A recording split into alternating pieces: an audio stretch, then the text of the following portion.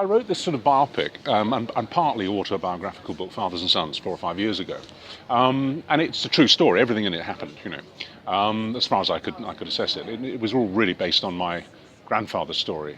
He was abandoned when he was 7 years old before the Great War by his parents and his family. They went to Canada, and to pay for their trip, he was basically sold into serfdom to a relative and worked as a 10-year-old.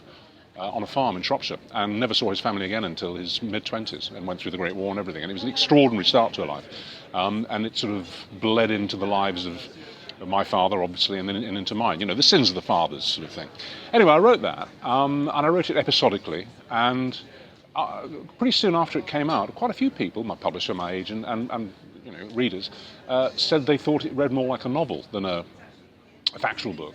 And maybe I should have a crack at writing a novel, because they see, particularly my agent, seemed to think that I could have the style maybe to do it. I was full of doubts. I wasn't at all sure.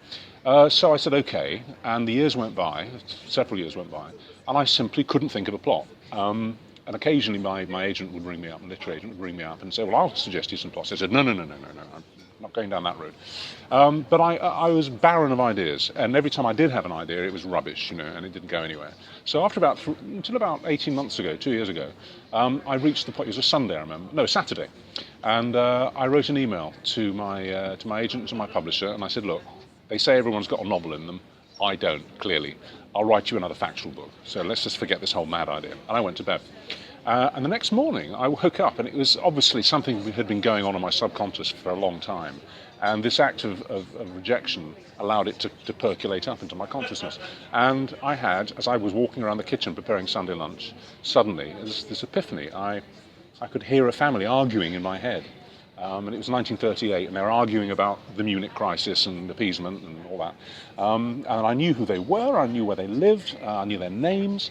And I rushed to write it all down, and in the course of that day, the whole arc of Someday I'll Find You, the story, revealed itself to me. It was really weird. I mean, almost like a little miracle in my own head.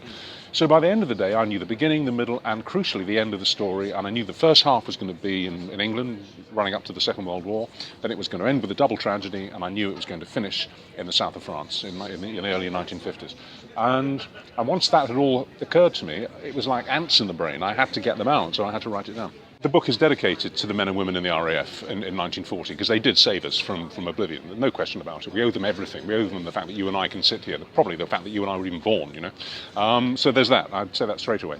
But yeah, I think we all get a bit fed up with this sort of halo-encircled Brillkeem boy, And I thought, well, there must have been a few nutters out there, There must have been some Spitfire pilots who were brave and skilled, but who were dangerous. And as you say, James Blackwell is a psychopath. He's a psychopathic Spitfire pilot. And it didn't seem to me that those two things were incompatible. But I quite liked them. It amused me that you could have a Spitfire pilot who looks the part and acts the part, but in fact is seriously deranged, in the way psychopaths are. I like the fact that he was a charming psychopath. They aren't all.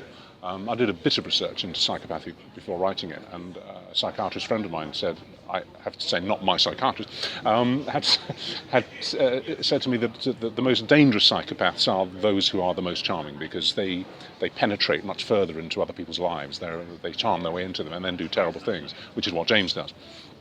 Why make him a Spitfire pilot? I don't know, because it gave that contrast, between his behaviour. It also gave him a cachet.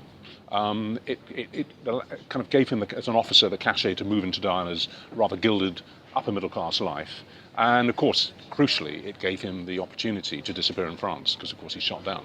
I've always been really interested in the period surrounding the Second World War, before, during and after. Not so much in a Max Hastings sort of way, in a military man's way, but by the social impact of this extraordinary event, which took place within living memory, and which we now almost take for granted. I mean, for example, we take for granted the fact that we won, and that Hitler lost, and yet it was in the balance for the first 4 years of the war. In fact, a lot of people, and I say this in the book, a lot of people come 1940 and the fall of France and the fall of Belgium and Luxembourg within weeks.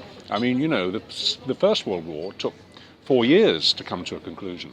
And Germany didn't prevail in Europe then. Germany prevailed in Western Europe in about 10 weeks. It was phenomenal, the speed of the collapse. And Britain was left alone. It was just us, nobody else around. America wasn't in it, Russia wasn't in it. It was just us against the continent, you know. And a lot of people thought we'd lost or were going to lose, and a lot of people wanted to sue for terms, you know. And we forget all that now. We see the result of the Second World War through the prism of victory. But at the time, although the British were very brave about it, and they didn't say much out loud, a lot of people thought it was all over, and we were going to become another dominion of Nazi Germany. So I'm interested in that, and the way that affected the way people thought, and the way they behaved, you know, because you suddenly had this catastrophe about to occur, and it made people change their behaviour. People went to bed a lot more often, you know, people went to bed a lot sooner in relationships. It happens in my book. And it was a great challenge, really, to the British people, particularly the English, because they were closest to the enemy. So I'm fascinated by that. I'm fascinated by the social impact of the Second World War and, of course, the aftermath. And so I describe that from 1938 to 1940, and then the book comes to a sudden end. Part one does. And then I move it down to the south of France in 1951. And again, I'm fascinated by the fact that although Britain won the war, afterwards many people said we might as well have lost because we were still rationed way into the 50s, almost to the point that I was born. I was born in 56. I think rationing stopped the year before. The rationing actually got worse than it was during the war. Bread went on ration in the late 40s. That never happened during the war. So I like this contrast of Diana, my central character, going down with her new husband to live in the affluent south of France. France, who'd been defeated and humiliated, and yet was in a much, much better position than the British were, as indeed were the Germans. And I just like that contrast of life near Nice, you know, in the April sunshine, in the warmth. Well, back in England, it's rationed to the hilt and it's freezing cold and everyone's fed up, you know, age of austerity. And yet only, you know, a 2-day car drive away, everything's wonderful. And I like playing with that.